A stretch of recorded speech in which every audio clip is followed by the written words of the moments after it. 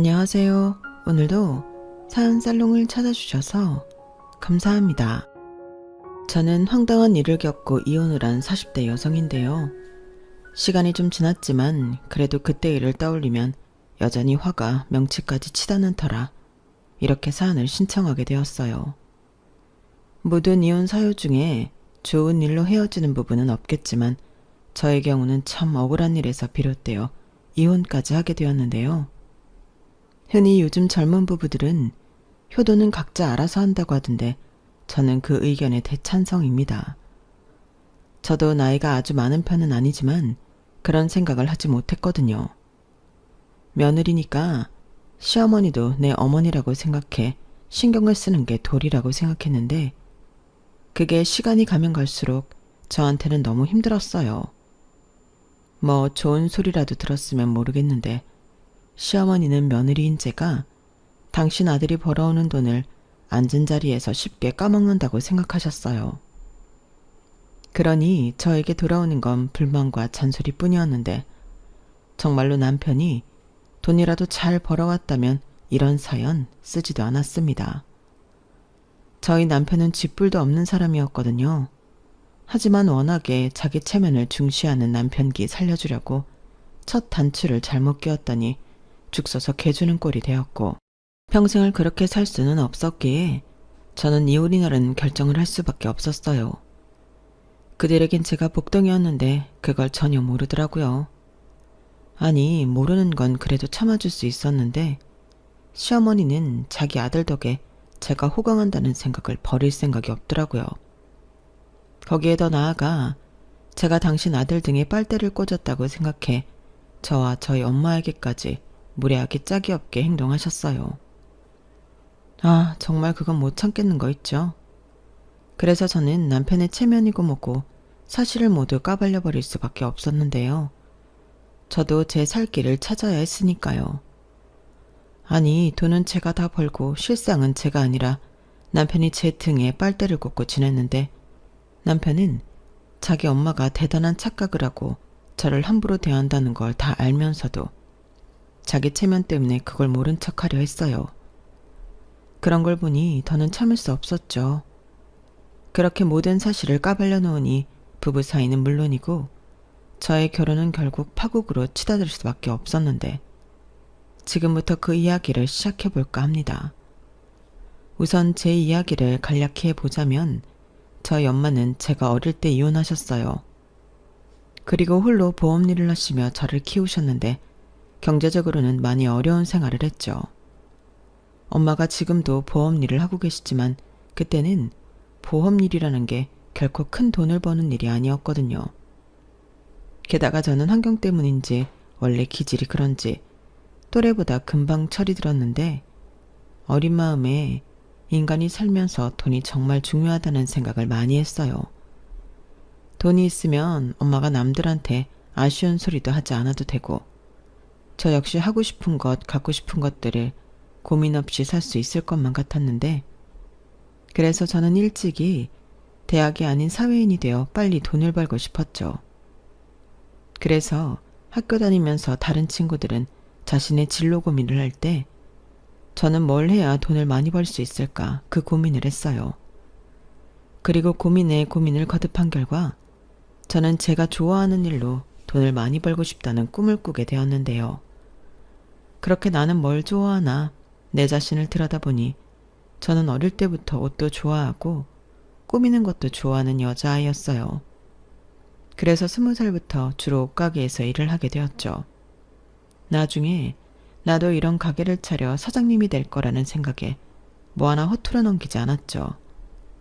사장님들은 그런 저를 야무지다 일머리가 있다며 좋아해 주시더라고요. 그러니 제가 뭘 물어보면 친절하게 알려주셨고 그렇게 남의 가게 일을 하며 저는 많은 공부를 할 수 있었어요. 게다가 마지막에 일을 했던 가게 사장님은 제가 옷가게 일을 하고 싶어 한다는 걸 아시고 저를 데리고 도매상가를 돌기도 하셨는데요. 그때마다 감사하게도 사장님은 제 조카예요. 나중에 자기 가게 차린다고 이렇게 열심히 저를 쫓아다니네요. 사장님, 다음에 제 조카가 혼자 오더라도 잘해주셔야 해요. 제가 제 딸만큼 아끼는 족하거든요. 너 빨리 정중하게 인사드려. 여기 바닥은 다 여기 있는 사장님 손바닥이거든. 너 이모 얼굴 똥칠하지 말고 잘해라. 사장님, 다음엔 제가 저 말고 우리 조카만 보낼 테니까 잘 부탁드려요. 오늘 보니까 머리가 너무 예쁘게 잘 말렸다. 이렇게 저를 자연스럽게 도매 사장님들에게 소개해 주셨는데 저는 그 덕을 엄청 크게 봤어요.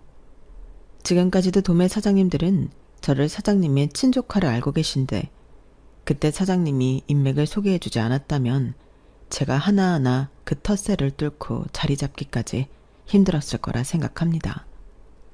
그래서 지금까지도 저는 사장님과의 인연을 소중하게 여기며 명절이나 스승의 날 같은 때 선물도 하고 식사 대접도 하고 있는데요. 사장님은 그때 제가 당신 젊었을 때 모습 같아서 도와주고 싶었다고 하셨어요. 그러고 보니 제가 일하는 데 있어 인복은 좋은 편이었어요. 그렇게 매일을 열심히 치열하게 살다 보니 저는 30대가 되기 전에 제 가게를 가질 수 있게 되었어요. 솔직히 목이 아주 좋고 평수가 있는 곳은 아니었지만 그 돈을 모으기까지 속된 말로 먹을 것 안 먹고 입을 것 안 입고 돈을 모았어요. 남들 눈에 제가 궁상맞게 보였을지도 모르겠지만 저에겐 꿈과 목표가 있었기에 그 시간이 힘들지 않았어요. 오히려 하루하루 제가 바라는 꿈에 가까워지고 있다 생각해 늘 신이 났었는데요. 그렇게 마련한 제 가게이다 보니 저는 너무 행복했어요. 남들이 볼 때는 코딱지만한 보세 옷가게일지 모르지만 저에겐 전부였고 천국이었죠. 거기에 쇼핑몰이라고 하기엔 조금 민망하고 온라인 스토어를 통해 인터넷 판매도 하기 시작했는데 저는 그간의 경험을 살려 질 좋은 옷을 합리적인 가격에 팔고 싶었죠. 사실 이 일을 하다 보니 세상엔 다 팔지도 못하고 폐기하는 옷이 엄청 많더라고요. 유행도 너무 잘 타고 또 한철 입고 끝이라는 나쁜 말로 싸구려 옷들도 대충 만드는 곳도 많았는데 저는 그런 옷을 팔고 싶지 않았어요. 이미 다른 곳에서 그런 옷들을 많이 팔고 있었으니 저는 좀 차별화를 두고 싶었죠. 디자인만 어필해 비싸게 옷을 팔아봤자 질이 떨어지면 그 옷도 낭비고 그 옷을 사간 고객도 다른 옷을 재구매하러 오지 않을 거라 생각했어요. 저는 어쩌면 시간이 많이 걸릴지 몰라도 저희 가게의 진가를 알아봐주는 단골이 많은 가게로 성장시키고 싶었어요. 그래서 오프라인에만 매달릴 수 없다는 생각을 개업 초창기 때부터 했는데 그렇게 6, 7년 정도 꾸준히 노력하니 서서히 저의 바람은 현실이 되었어요. 거기에 저도 블로그 및 라이브 쇼핑 같은 미디어 홍보를 꾸준히 하려 노력했는데 일부러 제 가게를 찾아와 주는 손님도 많으셨죠. 그렇게 장사를 하다 보니 온오프라인 순수익이 어지간한 대기업 다니는 사람 연봉만큼은 거뜬히 가져갈 수 있게 되었는데요. 그때가 돈 버는 재미도 있고 더 가게를 발전시키고 싶은 마음에 누굴 만날 생각은 아예 하지도 못했답니다. 그러다 어느 정도 가게가 운영 시스템이 안정화되면서 비로소 여유라는 게 생겼는데요. 제 여유는 통장의 잔고와 같더라고요. 통장에 어느 정도 돈이 쌓이니 이젠 좀 나도 새 삶을 돌아봐도 되지 않을까 그런 생각을 하게 되더라고요. 그리고 남편도 그런 시점에서 만나게 되었는데요. 남편은 당시 친하게 지내던 친구의 아는 오빠였어요. 성민 오빠, 오빠가 백화점은 웬일이야? 여자친구 선물 사려고 왔어? 여자친구는 무슨, 너 또 사치 부리려고 백화점 왔냐? 뭐래, 내가 무슨 사치를 부린다고. 딱 보면 몰라? 친구 만나러 왔잖아. 농담이지, 왜 이렇게 발끈해. 너도 나 솔로인 거 알면서 장난쳤잖아. 오빠가 설마 너를 정말 그렇게 생각하겠냐? 오빠 그런 사람 아니거든. 몰라, 그냥 반가워서 장난 좀 친 건데 친구 앞에서 사람 민망하게. 미안. 오빠가 그건 생각이 짧았다. 안녕하세요. 저 민주 아는 오빠인데요. 제가 장난친 거지 민주 그런 애 아니에요. 아, 네, 저도 알아요. 고등학교 때부터 친구인데 당연히 알죠. 와, 그렇구나. 고등학교 때부터 친구면 엄청 오래된 사이네요. 오빠, 내가 전에 옷가게 엄청 잘 된다고 했던 친구 있지? 그게 얘야. 아, 그 친구? 와, 듣기만 했는데 실제로 보니까 더 멋쟁이시네요. 그럼 내 친구가 학교 다닐 때부터도 센스가 남달랐어요. 같은 교복을 입는데 얘가 입는 교복은 뭔가 다르더라고. 정아 너도 인사해. 여기는 개인 사업하는 성민이 오빠야. 안녕하세요. 네, 이렇게 만나게 돼서 반갑습니다. 근데 진주 오빠는 왜 혼자 백화점에 왔어? 선물? 어, 다음 주가 엄마 생신이신데 도통 뭘 사야 할지 모르겠네. 옷을 좀 사드리고 싶은데 내 눈에는 다 똑같아 보인다. 엄마가 다음 달에 친구들이랑 여행 가시거든. 그때 입을 옷이 없다고 해서 무작정 백화점에 오긴 했는데 도통 모르겠어. 정말? 정아야, 그럼 네가 오빠 좀 도와줘. 아무래도 옷가게 사장님이 보는 눈이 더 좋겠지? 어? 내가? 그럼 저는 너무 고맙죠. 초면이지만 제가 부탁 좀 드려도 될까요? 대신 맛있는 거 사드릴게요. 와, 정말? 비싼 거 먹어도 돼? 민주 너 말고 정아 씨 사드린다고. 치, 정아 내 친구거든? 내 친구 아니었으면 오빠가 정아한테 어떻게 그런 부탁을 해. 그러지 말고 나도 껴줘. 정아야, 너 실력 발휘 좀 제대로 해봐. 우리 오늘 진짜 맛있는 거 얻어먹자. 저 오빠 능력 있어. 그래도 백화점에 직원이 얼마나 많은데 내가 도움이 될까? 직원이랑 정아 씨는 다르죠. 그러지 말고 부탁 좀 드릴게요. 저희 엄마가 옷 보는 눈이 좀 깐깐하시거든요. 디자인도 보고 옷감 질도 보고 브랜드도 보는데 제가 아는 게 없어서요. 아, 그러시구나.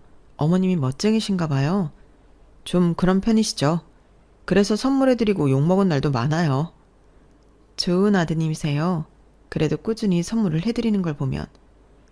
그럼 제가 도움이 될지는 모르겠지만 한번 같이 봐드릴까요? 저는 그날 본인은 아니었지만 우연히 만난 남편을 위해 미래의 제 시어머니가 되실 분인 줄도 모르고 정성스럽게 옷을 골랐어요. 그리고 상의 하의 모자까지 해서 160만 원 정도 나왔는데 남편은 그 액수를 보면서 비싸네 어쩌네 말도 하지 않고 시원시원하게 쓰더군요. 솔직히 남자들 여자 옷값이 그렇게 비싼 건 좋아하지 않는다고 생각했는데 남편의 그런 모습은 저에게 좀 신선했어요. 오히려 저와 제 친구에게 보다가 마음에 드는 거 있으면 말해. 내가 많이는 못 사줘도 하나씩은 사줄게. 라고까지 했는데 친구는 좋아서 자기 옷을 고르기 바쁘더라고요. 하지만 저는 이게 업이기도 하고 처음 본 남자한테 그런 호의는 받고 싶지 않아 거절했는데요. 그게 저는 우리의 처음이자 마지막이라고 생각했어요. 지금도 그때를 떠올리면 당시 제가 남편에게 이성적인 호기심이나 호감은 별로 없었던 것 같은데 친구는 연신 자기 아는 오빠가 돈도 잘 벌고 주변 사람들도 잘 챙긴다고 입에 침이 마르도록 칭찬을 하기 바빴어요. 그렇게 저는 처음 본 제 미래의 남편과 프렌치 레스토랑에서 비싼 밥도 얻어먹고 와인 탓인지 기분이 한층 들떠서 집에 돌아왔죠. 그때 당시는 모르겠더니 헤어진 이후 그 남자가 사람이 괜찮았다, 멋있었다, 그런 생각을 하게 되었어요. 그리고 그런 일이 있고 정확히 일주일 뒤에 남편이 제 가게에 찾아왔는데요. 그때는 경황이 없어 깜짝 놀랐어요. 하필이면 그때가 택배 보내는 날이라서 아침부터 일이 많아 정신이 없는 날이었는데 그래서 제 꼬라지가 말이 아니었거든요. 아침 일찍 가게에 나온 터라 세수만 겨우 하고 옷도 편한 옷에 머리도 상투트로 올리듯 바짝 올려 묶었는데 그런 모습으로 남편과 재회를 하다니 쥐구멍이 있으면 숨고 싶은 심정이었어요. 하지만 남편은 일하는 제 모습이 멋지다고 저를 칭찬해 주었고 가게 위치를 그때 백화점에서 봤던 친구에게 들었다고 했는데요. 남편은 헤어지고 나서 제 생각이 많이 났다며 갑자기 저에게 남자친구가 있느냐고 물어봤어요. 그러고는 얼굴이 금방이라도 터질 것 같이 새빨개졌는데 자기도 염치 없지만 용기를 내서 찾아왔다고 수줍게 말하더라고요. 지금 생각해보면 참 멋대가리도 없는 데 씌었는데 저는 남편의 수줍어하는 모습에 귀엽다고 생각했어요. 그리고 그날 시키지도 않았는데 택배 보내는 일부터 가게 일을 도맡아 처리했고 그날 이후 남편의 꾸준한 애정 공세가 시작되었는데요. 가랑비에 옷이 젖는다고 간식 사다 주고 힘든 일 있으면 슈퍼맨처럼 나타나 뚝딱 처리해주는 등 저는 점점 남편에게 빠지게 되었어요. 그리고 그때 만난 친구의 말처럼 남편은 능력도 있어 보였는데요. 같이 다니면 제가 돈이 없는 것도 아닌데 제 돈은 일절 쓰지 못하게 하더라고요. 어허, 오빠랑 있을 때는 지갑 꺼낼 생각도 하지 마. 내가 설마 여자친구 만나면서 돈 쓰게 할까? 라고 했는데 그 모습이 저는 자신감이 있어 보이고 좋았어요. 남자가 없어서 궁상 떠는 것보다 그게 설령 다른 사람 눈에는 허풍이나 허세처럼 보일지라도 저는 돈을 쓸 때는 시원하게 쓰는 게 더 멋있다고 생각했거든요. 그리고 연애하면서 이야기를 자주 나누다 보니 남자친구는 이남 중 차남으로 위로 형이 있다고 했어요. 형보다 자기 어머니에 대한 효심이 지극하더라고요. 저도 홀어머니 밑에서 자랐고 남편 역시 아버지가 병으로 돌아가셔서 홀어머니 밑에서 자랐는데 그래서일까요? 저희 두 사람은 자기 엄마에 대한 생각이나 마음이 비슷해서 대화가 잘 통했어요. 그렇게 연애를 2년 조금 넘게 했는데 특별하게 싸운 기억도 없었고 남편은 제가 당신의 천생연분이라며 하루라도 빨리 결혼하고 싶어 했죠. 제가 당시 엄마와 살다 따로 나와 지내고 있었는데 청약이 당첨되어 기다리던 아파트가 완공이 되었거든요. 그리고 청약 받았을 때부터 그 집이 완공되면 엄마랑 둘이 살아야겠다 생각하고 있었는데 제가 연애 중이라는 걸 알고 있던 엄마는 제 아파트에 들어가지 않겠다고 완강하게 말씀하셨어요. 이유는 뻔했죠. 뭐하러 나까지 그 집에 들어가니? 너 시집 가야지. 그 아파트에 신혼살림 차려도 되고 아니면 팔아서 더 큰 집 가. 엄마는 지금 사는 집이 편하고 좋아. 어차피 혼자 사는데 이 정도면 딱이지. 라고 하셨는데 저는 엄마에게 그 아파트를 주고 시집을 갈 생각이었거든요. 기껏 어렵게 청약받아 돈까지 다 냈는데 시집 간다고 홀랑 팔아버리고 싶진 않았어요. 그러다 이 사실을 알 리 없던 남편의 프로포즈를 받았고 저는 고민할 수밖에 없었는데요. 그런데 남편의 말이 지금 수금이 밀려서 묶인 돈 때문에 한 2년은 월세에 살아야 한다고 하더라고요. 그럼 결혼을 아예 2년 뒤에 하면 되지 않겠냐고 하니 우리 엄마가 장가가라고 하도 난리셔서 형은 장가가서 애까지 있는데 나만 장가 안 가고 나이만 먹는다고 올해까지도 안 가면 선 봐서 며느리 드린다고 하는데 내가 정한 너를 두고 어떻게 딴 여자를 만나? 그건 있을 수도 없는 일이지. 라고 했는데요. 그 말을 듣는데 괜히 조급한 마음이 들었어요. 막말로 내가 집이 없는 것도 아닌데 괜히 사랑하는 남자를 딴 여자한테 뺏길까 묘한 질투심이 났죠. 저는 그게 제가 똥 밟는 건 줄도 모르고 내가 아파트가 있으니 그럼 월세 말고 그 집을 신혼집으로 하자고 말했는데 남편은 정말 몰랐다며 깜짝 놀라며 좋아하더군요. 대신 자기가 생활비는 아주 넉넉히 주겠다고 큰 소리까지 쳤는데 실상은 아니었어요. 무슨 사업이 돈이 계속 묶이는지 남편은 신혼 때부터 저에게 아쉬운 소리만 하더라고요. 게다가 남편이 상견례하기 바로 전 부탁한 게 하나 있었는데요. 자기 엄마가 물어보면 제 아파트를 반반씩해서 구입한 공동명의라고 말을 해달라 하더군요. 아마 우리 엄마는 당연하게 우리 신혼집을 내가 샀을 거라고 생각하실 거거든. 그런데 공동명의도 아니고 자기 집이라고 해봐. 아마 엄청 실망하실 거야. 그래서 그러는데 부탁 좀 해. 남편은 사실 저에게 말하지 않은 게 있다며 진지한 얼굴로 이렇게 말했어요. 사실 있잖아. 나는 형한테 컴플렉스가 있어. 형은 공부도 잘하고 지금 공기업에 다니고 있거든. 형수도 중학교 영어교사고. 그래서 엄마가 형에 대한 애정이 남달라. 그런데 나는 아무리 노력해도 공부는 도통 잘하지 못했고 대학은 수도권 4년제 나오긴 했지만 형이랑 늘 비교당했지. 직업도 그래. 지금이야 내가 사업해서 돈도 제법 벌고 생활비에 용돈 드리고 있어서 이젠 나를 달리 보지만 내가 사업하기 전에는 엄마가 나는 쳐다도 보지 않았어. 근데 내가 정한 너랑 결혼하는데 네 아파트에 들어간다고 해봐. 나를 또 형보다 못한 자식으로 생각할 거잖아. 라고 하는데 솔직히 이해는 가지 않았죠. 결혼하는 마당에 자기 엄마가 자기한테 실망을 좀 하면 어떤가요?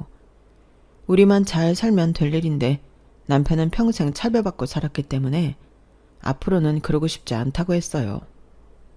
거기에 형까지 요즘은 자기를 달리 보고 인정도 해주는데 자기 사업이 요즘 좀 힘들다는 걸 알면 다시 자기한테 한심하다느니 답이 없다느니 그런 소리를 할 것 같아 의식이 된다고 하더라고요. 그때 당시 남편의 사업은 좀 힘들다고 했는데 워낙에 그동안 벌어놓은 것이 있어 자기는 극복할 수 있다고 했어요. 그런데 자기 가족들은 그런 건 하나도 안중에 없고 눈에 보이는 결과만 본다며 아마 저도 자기 형수랑 비교를 당할 수 있다고 저도 하지 않는 걱정을 한가득 했는데 저는 오히려 그 모습이 짠하더군요. 남이라고 할 수는 없지만 다른 사람을 의식해 스스로 피곤하게 사는 거잖아요. 하지만 제가 사랑하는 마음이 커서인지 얼마나 어릴 때부터 받은 상처가 크면 저럴까 측은하게 느껴졌는데 그래서 저는 알겠다고 했어요. 정말로 명의를 공동명의 해달라는 것도 아닌데 말이야. 사랑하는 남자를 위해 해줄 수 있다고 생각했던 거였죠. 하지만 그건 제 고생의 길의 서막이었는데요. 결혼 후 저는 남편의 엄청난 거짓말에 강한 배신감을 느껴야만 했거든요. 그 거짓말이 뭐냐면 남편은 애시당초 자기 사업을 하는 사람이 아니었는데요. 그냥 작은 사업체의 직원이었어요. 월급도 야근이나 특별수당 같은 걸 많이 받으면 300만 원 정도였고 일이 너무 없을 때는 200 정도였는데 솔직히 기가 막혔죠. 남편은 알고 보니 평균적으로 한 달에 250만 원에서 왔다 갔다 하는 돈을 벌고 있었어요. 그걸 어떻게 알게 되었냐면 제가 제 사업을 하다 보니 종합소득세 같은 걸 신고하고 납부하니 남편은 어느 정도 냈는지 궁금해서 물어봤거든요. 게다가 이젠 여자친구가 아닌 제 와이프인데 남편 회사가 어디 있는지는 알아야 하지 않겠어요. 그래서 결혼 후 이것저것 물으니 남편은 하는 수 없다는 듯 사실은 털어놓더라고요. 게다가 자기 엄마한테 매달 100만 원씩 생활비를 드리고 있었는데 그 쥐꼬리만한 월급에서 100만 원을 따박따박 붙여드리고 있다고 했어요.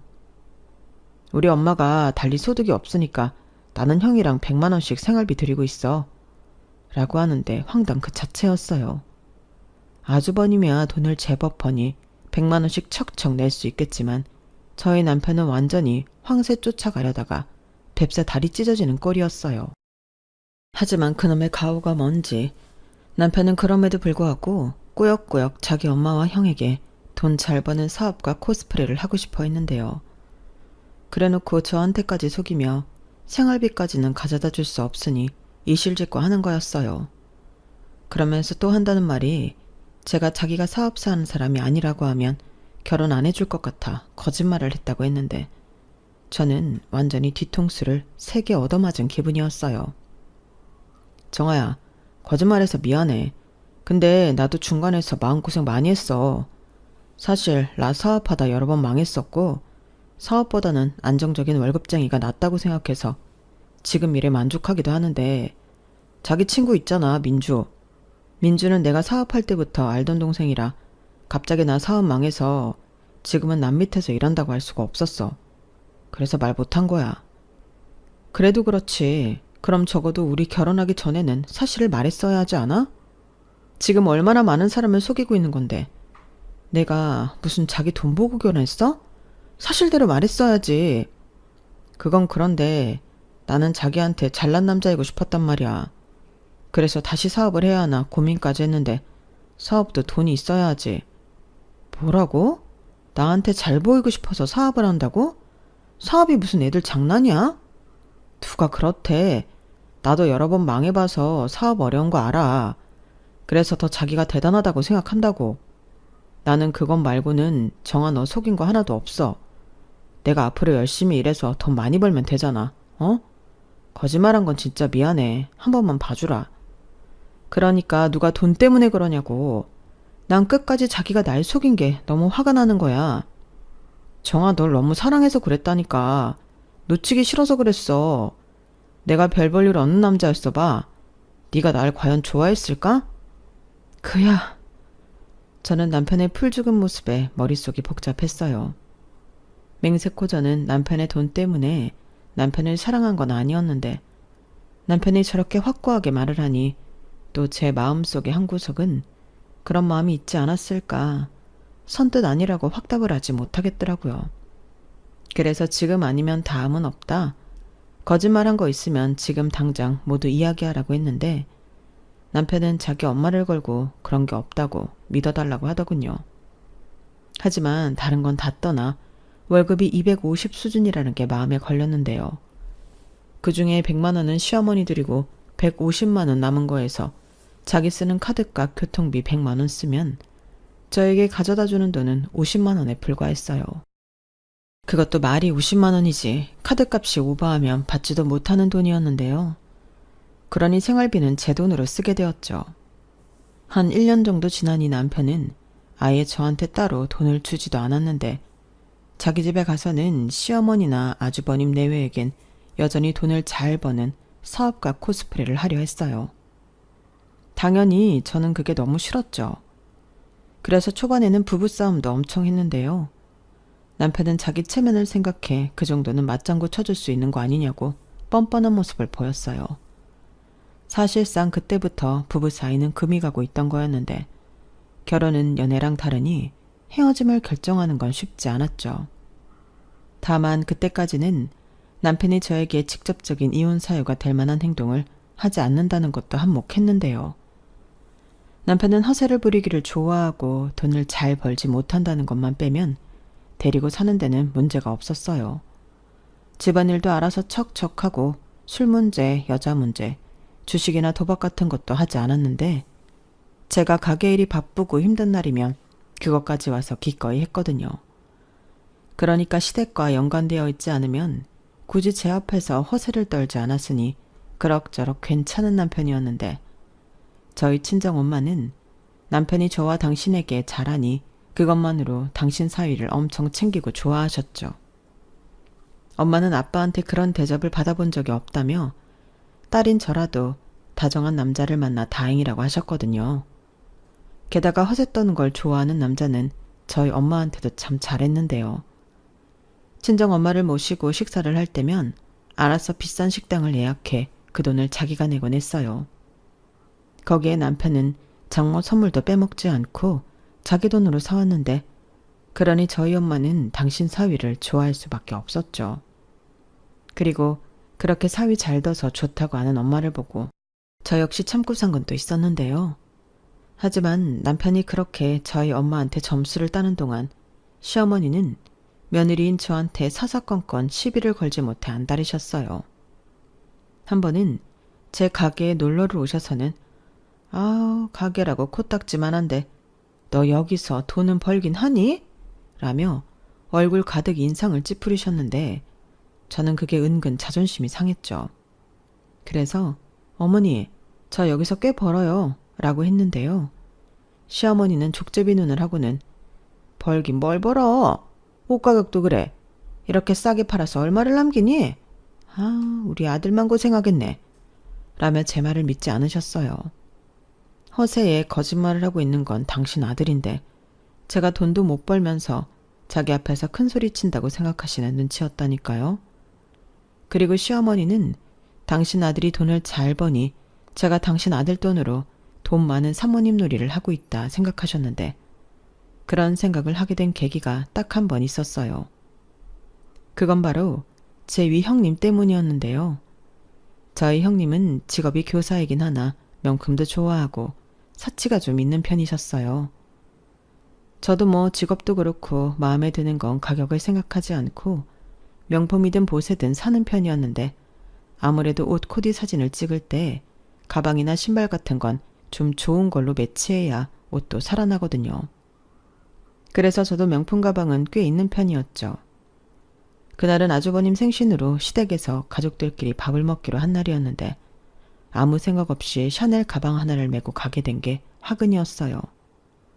평소에 그 가방을 갖고 싶었다는 형님이 오지랖을 떨기 시작했거든요.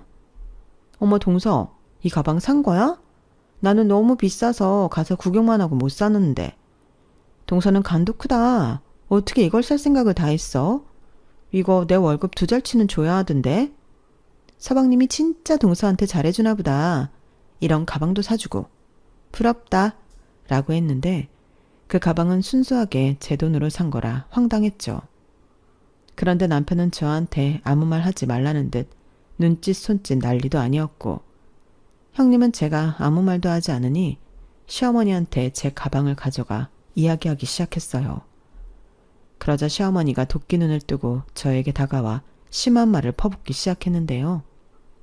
지금 생각해도 억울하고 분하기만 한데 제가 왜 제 돈으로 산 가방을 가지고 혼나야 하죠?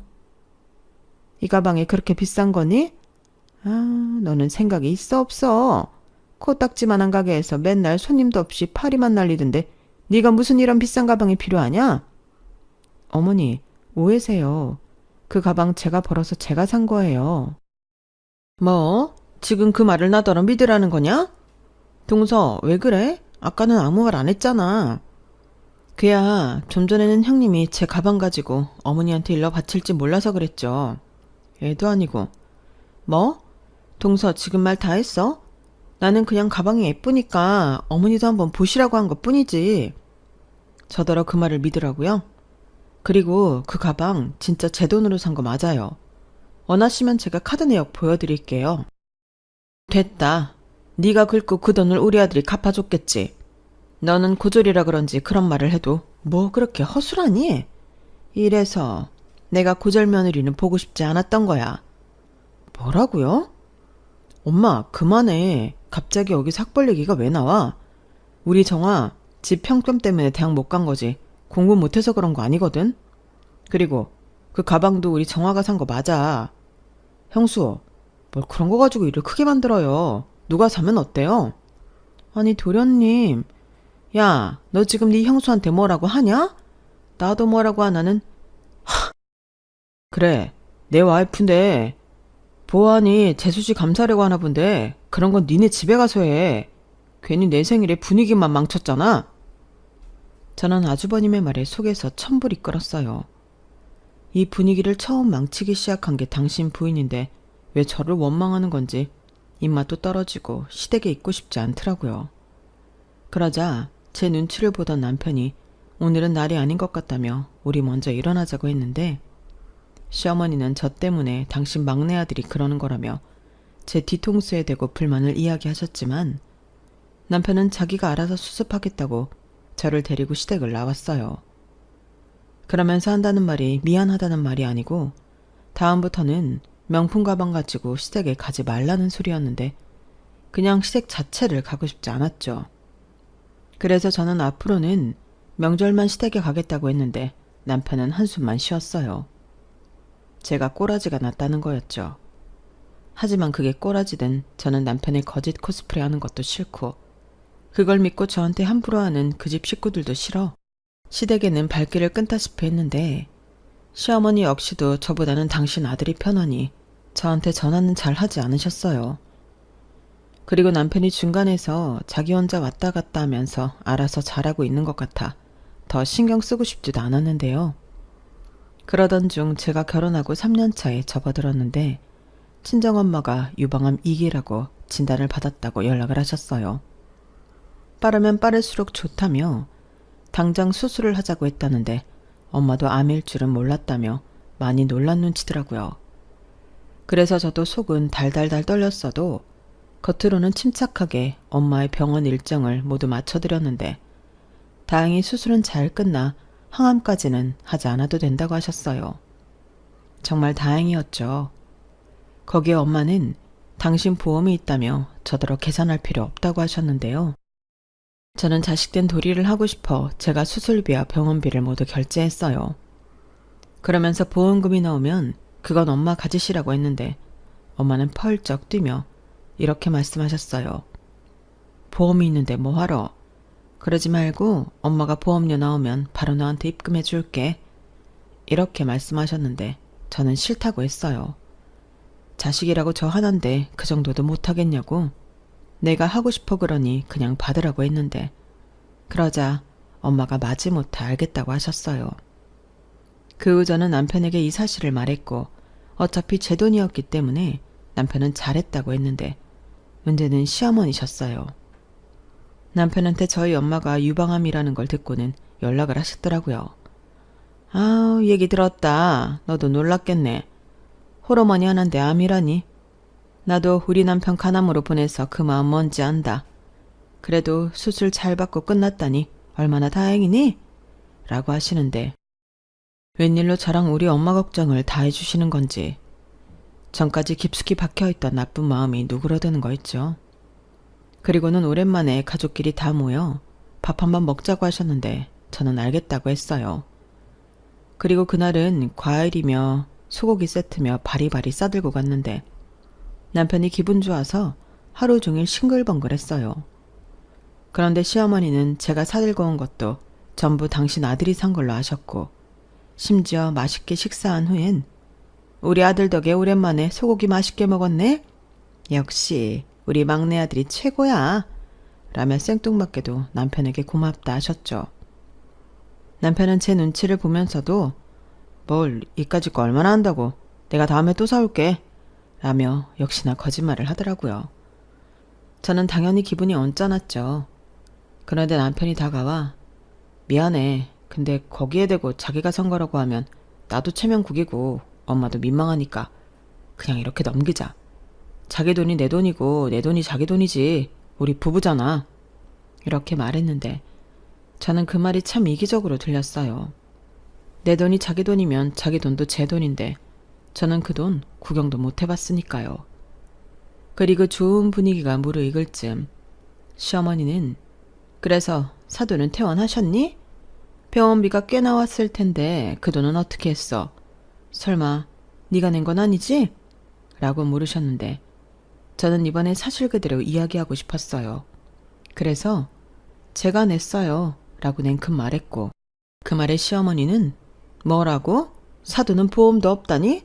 아니 보험이라는 양반이 자기 보험도 없다는 거야? 라고 꽤나 심각한 얼굴로 물으셨는데 저는 아무렇지 않게 대답했어요.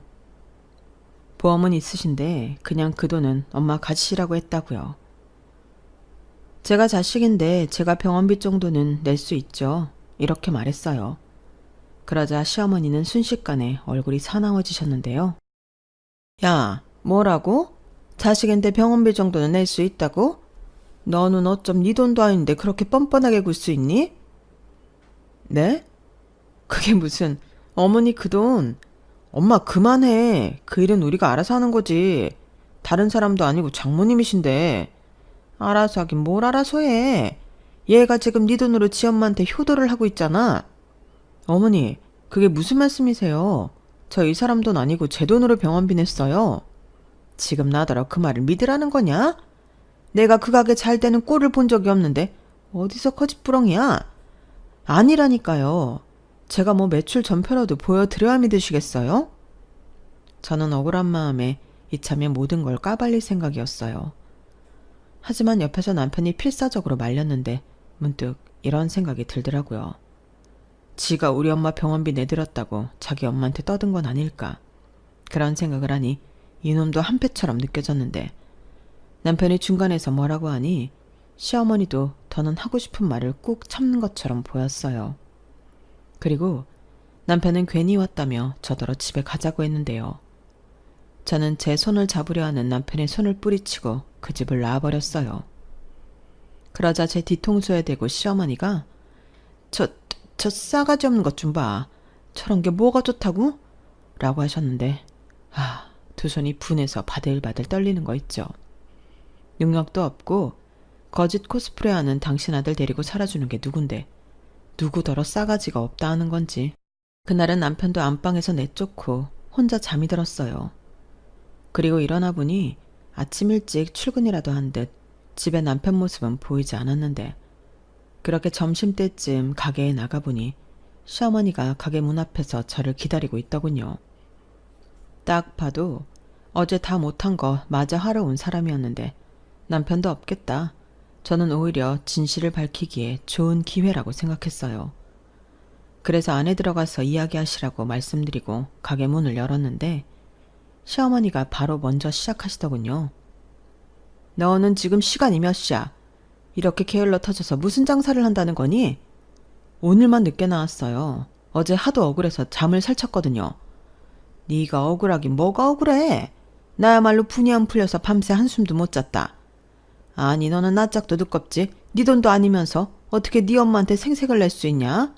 몇십만 원도 아니고 몇백을? 몇백이나 많아 제 돈이라니까요. 무슨 말도 안 되는 소리야. 너 남의 돈으로 기분 내는 거 아니다. 얘가 진짜 큰일 나래네. 안 되겠다. 너 가만히 있어.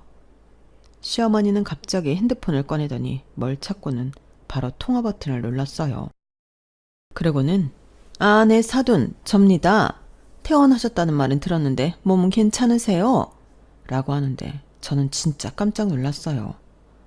아니 거기서 저희 엄마한테 전화를 할 거라고는 상상도 하지 못했거든요. 그래서 제가 전화를 뺏으려 하니 시어머니는 도망이라도 치듯 서둘러 이야기를 이어가셨는데 저는 그때 피가 거꾸로 솟는 것만 같았어요. 다름이 아니라요. 병원비가 꽤 나온 것 같던데. 네, 그러니까요. 그렇게 많이 나왔군요. 그런데 그걸 정화가 안 받는다고 했다죠? 제가 그 말을 듣고 그건 아니라고 적은 돈이 아니니 받으라고 하고 있는 중입니다. 그렇잖아요. 자기 남편이랑 상의도 안 하고 그렇게 큰 돈을 덥석? 네. 그럼 보험금 나오면 주시는 걸로 알아도 되겠죠? 역시 사돈이랑 직접 이야기하는 게 나았네요. 감사합니다. 그럼 몸조리 잘하시고요. 부탁 좀 드려요. 어머니, 지금 뭐 하는 짓이에요? 왜 저희 엄마한테 그런 소리를? 왜긴 네가 말이 도통 통하지 않으니까 그러지. 네 엄마도 죄송하다고 어쩔 줄 몰라 하신다. 왜 부모를 부끄럽게 만드니? 진짜 너무하시네요. 제가 자식 때문에 부끄러운 게 뭔지 진짜 제대로 알려드려요? 어머니는 계속 제가 어머니 아들 덕에 떵떵거리고 산다고 생각하시죠? 그 반대예요. 어머니 아들이 지금 제 돈으로 돈 잘 버는 사업가 행색을 하고 있는 거라고요. 얘가 지금 뭔 소리를 하는 거야? 내 아들이 왜? 그리고 우리 아들은 너 만나기 전부터도 사업하고 있었어. 어디서 내 아들을 모함해? 너 괜히 이 자리에 우리 아들 없다고 거짓말하는 거지.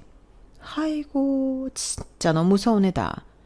우리 아들이 힘들게 번 돈을 지 마음대로 쓰고 다니더니 이제는 우리 아들이 네 돈으로 사업가 행색을 한다고? 너 무슨 정신병 있니? 저야말로 묻고 싶네요. 어머님은 왜 제 말은 모두 거짓말이라고 생각하세요? 그리고 하나 더 물어보고 싶은데요.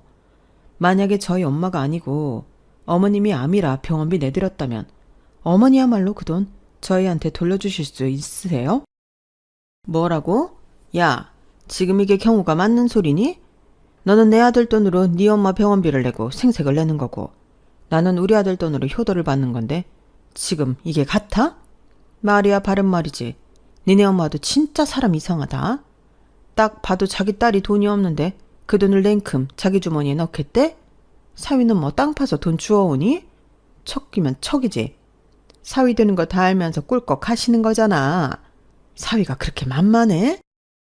저는 도저히 말이 통하지 않는 시어머니에게 질릴 대로 질렸어요. 그래서 더 이상 말상대를 하기보다 눈에 보이는 증거를 보여드리는 게 낫겠다 생각했고 저는 시어머니에게 그간 제가 얼마나 많은 돈을 벌었는지 장부와 인터넷 쇼핑몰 주문권을 보여드렸는데 좀 전까지만 해도 저더러 거짓말한다고 펄쩍 뛰던 시어머니는 눈이 왕방울처럼 커졌어요. 그리고는 이게 정말이니? 이 숫자가 네가 번 돈이라고? 라며 저를 놀란 눈으로 쳐다보셨는데 내친김에 저는 저희 엄마에게도 보여드린 적이 없던 통장 잔고들을 보여드렸어요. 그리고 세게라도 박듯 이렇게 말했는데요. 참고로 지금 살고 있는 아파트도 제가 단독명이고요. 어머니 아들은 혼수만 몇 가지 해온 게 다였어요. 저는 생활비라고 받은 게 아마 다 해도 500만 원도 안 될걸요? 저도 결혼 전까지 어머니처럼 그이가 돈 잘 버는 사업가를 알고 있었어요. 저도 속아서 결혼한 거라고요. 그래도 사람은 나쁘지 않아서 참고 살았는데 이젠 어머니 때문에 못 살겠어요. 뭐? 나 때문에? 네. 능력 없는 남자 데리고 사는 것도 쉽지 않은데 시댁에서 거짓말쟁이 취급이나 받고 제 돈인데 남의 돈을 생색낸다는 소리나 듣고 있으니 제가 어떻게 이 망할 결혼 생활을 지속하겠어요. 저는 남편이랑 헤어져도 사는데 지장 없어요. 아, 어머니 아들 한 달에 얼마 버는지 아세요? 250만 원이요. 그것도 지난달에는 아마 200만 원도 못 벌었을걸요? 그런데 그 중에 어머니 100만 원 드리고 자기 생활비 카드값 마이너스 아니면 다행이겠네요. 가끔 힘들면 마이너스 통장 쓰는 것 같던데 그러니 당연히 모아둔 돈도 없을 거고 생활비는 그나마 제가 다 대고 있으니 다행이라고 생각하고 있겠죠. 근데 이젠 어머니 알드도 어떻게 살지 고민 좀 해야 할 거예요. 어머님이랑 같이 살던지 아니면 어머니 드리는 생활비를 줄이던지 뭔 수를 내야겠죠. 뭐야? 너 지금 쇼하는 거지? 우리 아들이 그럴 리가 없어. 우리 아들이 고작 그런 푼돈을 번다고? 궁금하시면 어머님이 어머니 아들 통장 보여달라고 하세요. 저는 그동안 자기 체면 좀 살려달라고 하도 그 사람이 부탁해서 말하지 않으려 했는데 저라고 계속 이런 오해나 받고 살 수 있겠어요? 사업? 웃긴다 그래요. 어디 이름도 없는 조그만 회사 다니면서 자기 분수도 모르고 돈 100만 원씩 따박따박 자기 엄마 생활비를 드린대요. 시어머니는 제 말에 거의 뒤로 넘어가기 직전이었어요. 그리고는 무슨 정신승리라도 하려는 건지 저더러 계속 거짓말을 한다고 하셨는데 아마 그 정도로 믿고 싶지 않은 눈치였어요. 그래서 어머님이 하도 아주버님이랑 비교하고 치사하게 차별하니까 아들이 그렇게 삐딱하게 자란 거예요. 그러니까 이건 어머님이 잘못이라고요. 라고 했는데 시어머니는 더 이상 저더러 거짓말한다고 몰아세울 수 없을 것 같으니 태세를 완전히 전환하셨는데 바로 이렇게 말을 바꾸셨어요. 그래, 네 말이 다 맞다 치자. 그렇다고 이렇게 시어머니를 개무시를 해? 가난한 집구석의 고졸인 주제에 기껏 며느리로 받아줬더니 뭐가 어쩌고 저째? 어머니 잘못이에요? 저는 시어머니의 말에 그저 웃음만 나왔어요. 사람이 자기 혼자 살겠다고 얼굴색을 저렇게 바꿀 수 있다니 어이가 없었거든요. 그래서 어차피 그때는 이혼하기로 마음을 정했기 때문에 그간 고졸며느리 참고 계시느라 수고가 많으셨네요. 그럼 앞으로는 원하는 새며느리 얻길 바라고 이제 그만 제 가게에서 나가세요. 더 하실 말씀도 없으시잖아요. 라며 시어머니를 가게 밖으로 내몰았는데 시어머니는 이혼으로 협박하냐고 저더러 나도 너같이 싸가지 없는 며느리 안 보면 땡큐야 라고 하시며 당신빨로 가게를 나가셨는데 아마 나가셔서 바로 남편한테 전화를 한 모양이었어요. 정말 사업하는 게 아니고 직원이냐? 너 꼴랑 200만 원 버냐? 이런 것들을 물어본 것 같았는데요. 저녁에 집에 돌아온 남편의 얼굴엔 근심이 가득하더군요. 그러면서 저한테 실망했다며 다그치기 시작했는데 저더러 너 살려고 자길 팔았냐고 어떻게 그럴 수 있냐고 하는 거 있죠. 그동안 지 살자고 접한 건 생각도 안 하고 저런 말을 하는데 저런 놈 뭐가 좋다고 봐주고 살았나. 저는 제 지난날의 선택을 진심 후회했어요. 그리고 나 살자고 너 판 거 아니고 그게 진실이라 밝혔을 뿐이라고 이혼하자고 미리 준비해간 이혼 서류를 내밀었는데 남편은 절대 이혼 못 해준다고 제 눈앞에서 이혼 서류를 푹푹 찢어버리더군요. 솔직히 예상은 했어요. 남편한테 저는 놓치면 손해인 게 뻔했으니 순순하게 이혼해주지 않을 거라고 생각했거든요. 왜? 나 없이는 못 살 것 같지? 그 돈 벌어서 어떻게 살겠어. 근데 나도 지금처럼은 못 살아. 이혼하기 싫으면 앞으로 자기도 생활비 똑같이 우리가 관리비에 식비 뭐 이것저것 다 하면 300만 원 정도 나오는데 150, 자기 150 이렇게 내자. 뭐? 지금 나더러 생활비를 내라는 거야? 지금까지 아무 말도 하지 않았으면서? 내가 왜 일방적으로 손해보고 살아야 하는데? 자기가 그랬잖아. 거짓말한 거 미안하다고. 대신 돈 많이 벌어오겠다고. 하지 않았어? 근데 나한테 그동안 얼마 가져다 줬니? 아니, 내가 무슨 너처럼 사업을 하는 것도 아닌데 그런 큰 돈이 어딨다고. 왜? 어머니 드릴 돈은 있고 우리 생활비 줄 돈은 없는 거야? 진짜 왜 그러냐. 요즘 가뜩이나 일이 없어서 200만 원도 겨우 받는데. 그래서 나더러 언제까지 혼자 다 감당하라는 건데 생활비 안 주는 것도 이혼 사유에 해당되는 거 몰라? 자기는 잘 벌잖아. 그동안도 아무 소리 하지 않고 다녔으면서. 그래서 앞으로도 아무 소리 하지 말고 다 내라. 이 소리니? 내가 무슨 아들 키워? 됐고, 그럼 성이라도 보여. 이번 달부터 어머니한테 드리는 생활비 나 주라고. 뭐?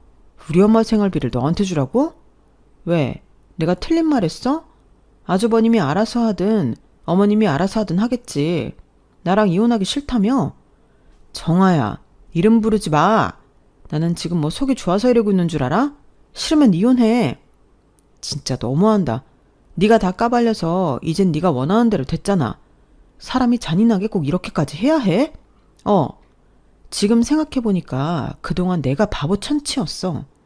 내 돈으로 효도하는 거 아니니까 그냥 뒀는데 자기 생색내는 일에만 목매했잖아. 다다음 달 어머니 일본 가실 때도 자기가 경비 내드린다고 했지? 어디 능력 있으면 해보라고. 나한테 손 벌릴 생각 아니었어? 그건 우리 엄마도 친구들 앞에서 체면이 있으니까. 체면 같은 소리 하네. 너도 니네 엄마도 분수에 맞게 살아. 뭐? 너 지금 말 다 했어? 왜? 내가 틀린 말 했어? 어머님이 그러시더라. 남의 돈으로 효도하면 안 되는 거라고. 그 말 그대로 하자는 거야. 싫으면 이혼해. 내가 이혼 못해서 이러는 거 아니거든? 잘 생각해 보라고. 나도 소송하게 되면 치사하게 다 받아 챙길 거니까. 저는 그날 도끼가 가득한 얼굴로 그 사람한테 말했어요. 저는 애당초 남편이랑 더 살 마음이 없었는데 그 인간이 저한테 150만 원 생활비를 주지 못할 걸 알고 하는 말이었죠. 아이도 없으니 그냥 합의 이혼하고 제 집에서 쫓아내는 걸로 끝나면 그게 제일 좋고, 그게 안 되고 버틴다면 그동안 못 받은 생활비도 계산해서 받아내고 위자료까지 챙길 마음이었는데, 며칠 뒤 남편은 꼬랑지를 내리고 이렇게 물었어요. 그럼 합의 이혼하면 나한테 돈 달라는 소리 안 하는 거지? 라고 하는데 저는 그렇다고 했죠. 그러니 냉큼 도장 찍고 내 집에서 나가라고 했는데 그 인간 어지간히 돈이 없긴 했는지 도장을 찍고 짐 싸서 그날 바로 나갔어요. 그때 속이 얼마나 시원했는지 알턴니가 빠진 기분이더라고요. 이혼하고 며칠 뒤 남편을 소개해줬던 망할 친구 민주한테서 연락이 왔어요. 자긴 정말 몰랐다며 이젠 이혼해서 남남이 된 그놈 근황을 이야기해주는데, 제가 몰랐던 사실이 하나 더 있더군요. 그놈이 돈이 부족할 때마다 마이너스 통장 외에 소액 대출을 받아 쓴 게 있었나 봐요. 그동안도 쓰고 갚고 살았기 때문에 남의 돈 무서운 줄 모르고 쓴 것 같았는데, 그놈의 체면 때문에 자기 엄마 여행 경비 된다고 대출을 더 받았다가 회사가 어려워져 해고가 되는 통에 여기저기 돈 빌리느라 정신이 없다고 했어요. 그 좋았던 평판도 결국엔 그놈의 허세와 돈 때문이었는데, 그게 다 거짓이라는 걸 알게 된 사람들이 그놈을 좋게 볼 리가 없었죠. 결국 자기 엄마 생활비는커녕 자기 엄마 사는 집까지 담보로 잡혀 돈을 빌려야 하는 판이었는데, 그 엄마라는 여자가 난리가 났답니다. 왜 너 때문에 자기 집을 담보로 잡아야 하냐고. 너 같은 아들 필요 없으니 연을 끊자고 했다는데, 여기서 더 황당한 건 뭔 줄 아세요? 아주버님이 자기가 독박 쓸까 두려워 형님이랑 도둑 이사하고 잠수를 타버렸어요. 그러니 졸지에 여기저기에서 생활비도 끊긴 시어머니였는데 쌤통이었죠.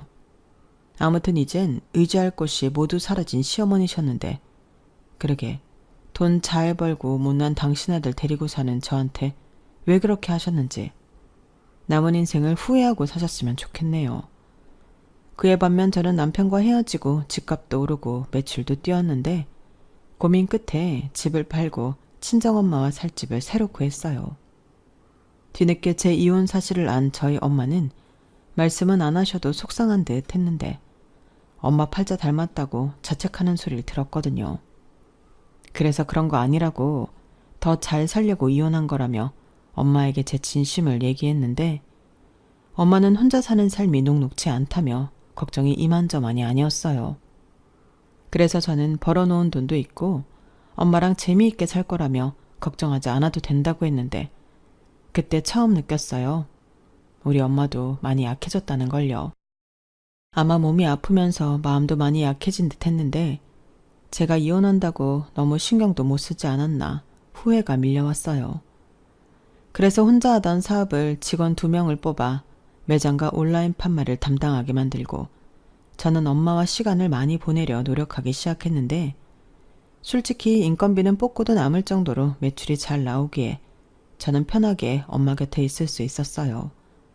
그렇다고 아주 제가 손을 떼고 있는 건 아니라서 솔직히 정신은 없는데 그래도 일도 엄마도 챙길 수 있으니 당분간은 지금처럼 생활하려 합니다. 엄마랑 여행도 많이 다니고 전에는 바쁘고 돈이 없어 만들지 못한 추억도 많이 만들 생각인데요. 거기에 더불어 누구처럼 거짓말이 아닌 진실로 엄마가 자랑스러워할 수 있는 멋진 딸이 되고 싶네요. 지금은 바람이 있다면 저희 엄마가 완치 판정을 받고 저랑 더 많은 시간을 함께하는 건데 부디 그 바람이 이루어질 수 있길 소망하며 제 이야기는 이만 줄이도록 하겠습니다. 쓰다 보니 글이 많이 길어졌는데 끝까지 들어주셔서 감사해요.